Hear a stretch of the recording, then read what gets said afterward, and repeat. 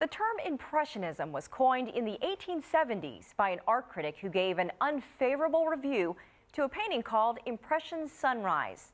The work was by a French artist named Claude Monet. Rather than be insulted by the review, Monet and his colleagues embraced it and adopted the term to describe their new style of art, Impressionism. In the course of his career, nothing had a stronger impression on Monet than the lush, colorful garden he created at his French home, Giverny. It was his little bit of paradise, and it provided him with a wealth of inspiration. It also made him a very wealthy man.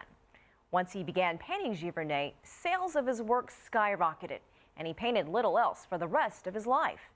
Karina Huber takes us to New York to see an exhibit that commemorates Monet's favorite muse.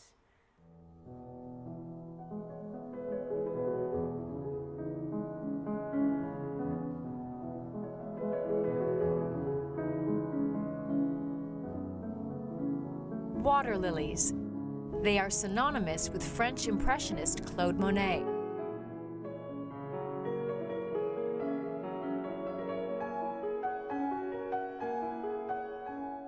The artist spent countless hours in the last 26 years of his life staring at their brilliant hues in his water garden in Giverny.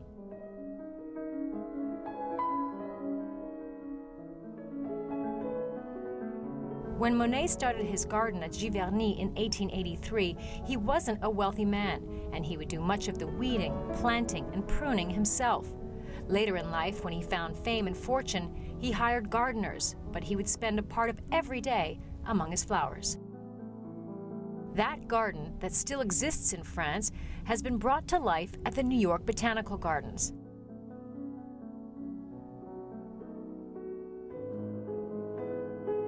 Head horticulturalist Todd Forrest says they tried to approach the exhibit with as much attention to detail as Monet applied to his canvases. We were fortunate enough to be able to purchase from Latour Marliac. We purchased 6 of the 7 varieties that were listed on a 1904 invoice.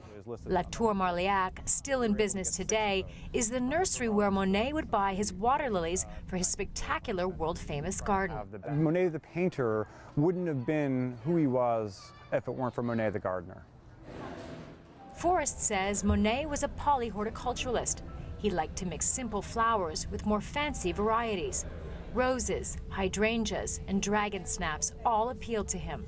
So he just put all kinds of colors together, or do you think that was very calculated in terms of which kind of palettes he wanted? Oh, it was very calculated.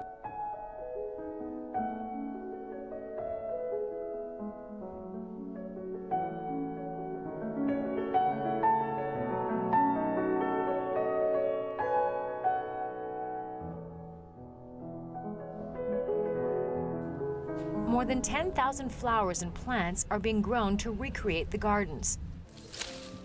They are exchanged on a daily basis to keep things fresh and represent the changing seasons.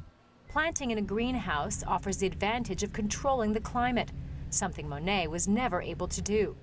Forrest says this allowed them to create combinations of flowers and colors that Monet could only dream of. So is this garden better than Monet's garden at his time? Well, of course, we would never claim to do anything better than Claude Monet. With our exhibitions, with this exhibition in particular, we want to capture the spirit of Monet, the gardener.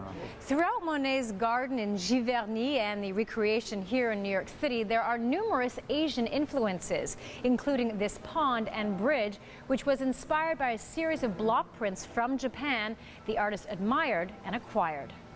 There are also ginkgo biloba plants and Japanese irises.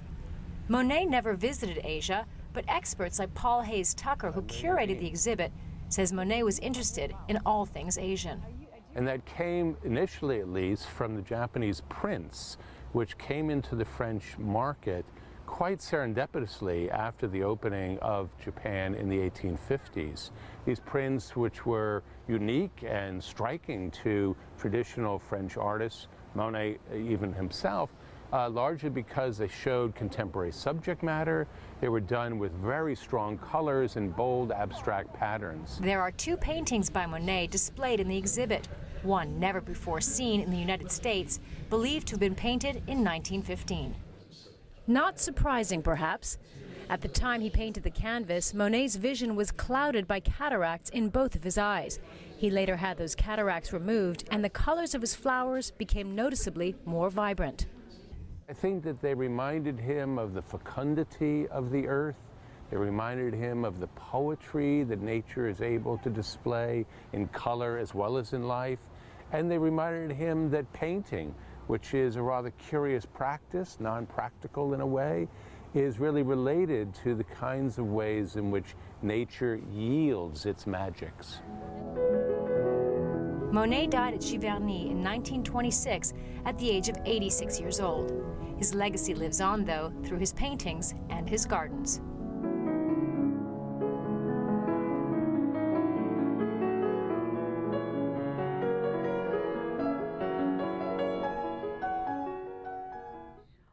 One little known fact about Giverny: the pond on the property was a tributary of the Seine.